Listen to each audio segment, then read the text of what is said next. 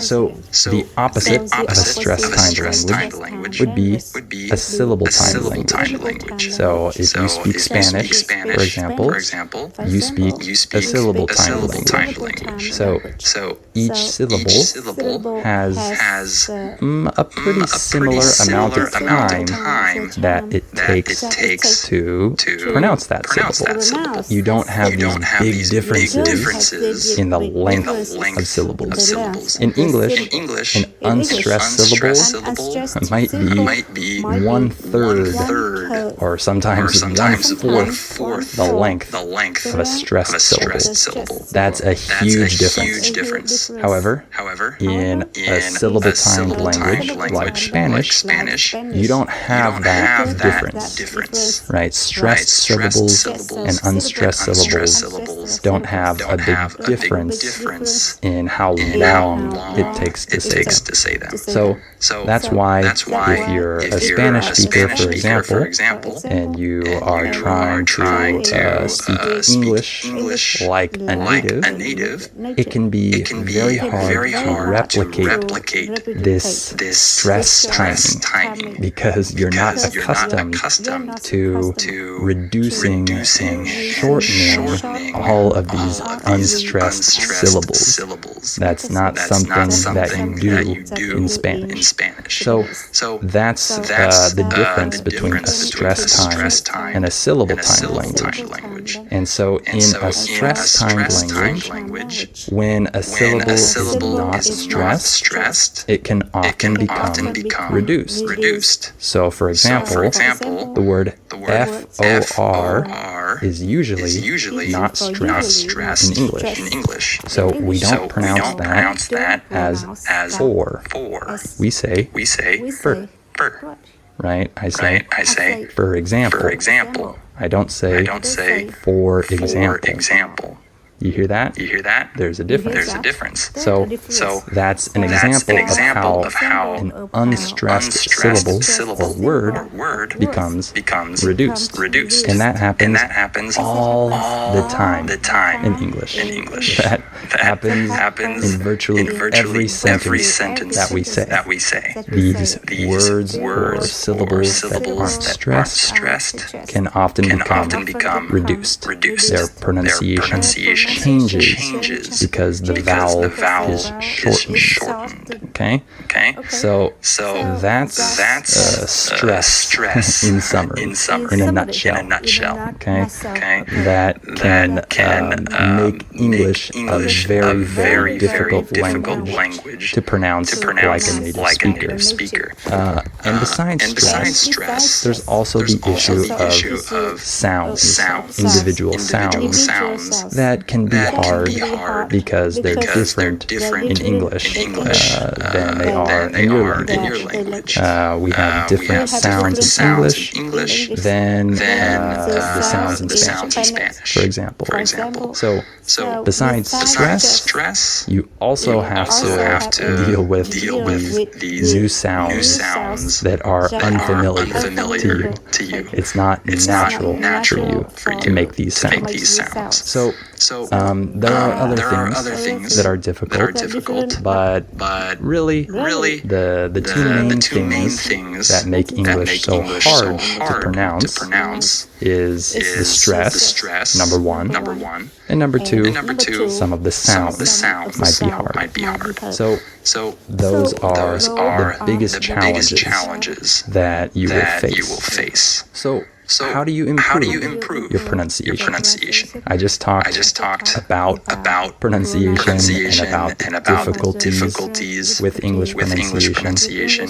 But now the question is how do you actually improve in this area of your English learning? Well, it's important to note that pronunciation doesn't improve the same way as fluency or listening or vocabulary. Those things improve in a more natural way. And if you've been listening to me for a long time, you probably know by now that I'm an advocate of allowing yourself to acquire the language in a natural way. By the way, when we say that you're an advocate of something, we're saying that you support some idea or something. So I'm an advocate of allowing yourself to acquire the language naturally, mainly through listening, but also reading. So when you listen and read, you acquire listening skills and reading skills, of course. You acquire vocabulary, and you even acquire fluency because you have full phrases and collocations in your brain that you can reproduce once you heard them enough. Okay? So those things improve naturally. However, pronunciation doesn't improve as naturally as these other elements. Okay? So pronunciation requires a more concentrated effort in order to improve it. Listening will improve your pronunciation. That's for sure.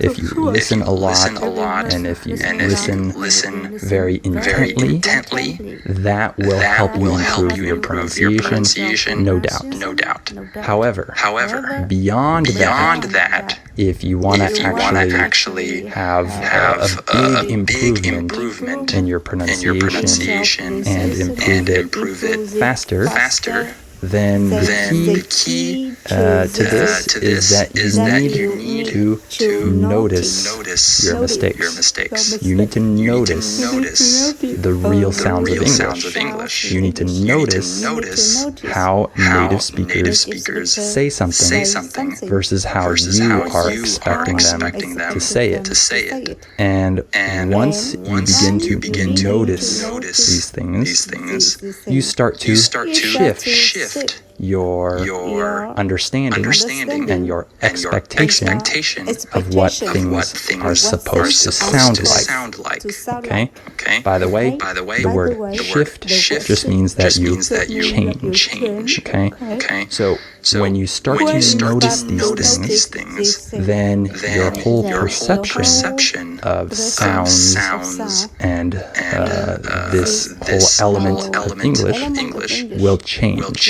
You'll start to be able to identify the difference between how you say something and how a native speaker says something. Okay? So noticing is key. And how do you notice?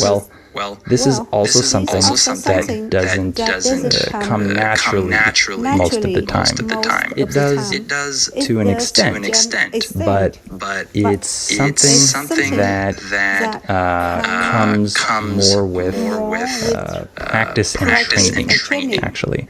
So, for example, my English pronunciation seminars and my listening practice seminars are a great way to start to notice things because I focus the whole seminar on showing you different patterns that you need to notice, and I help you change your perception of what things are supposed to sound like. So for example, my seminars could be a great way for you to start to notice these things, and you get those if you join my membership, of course. And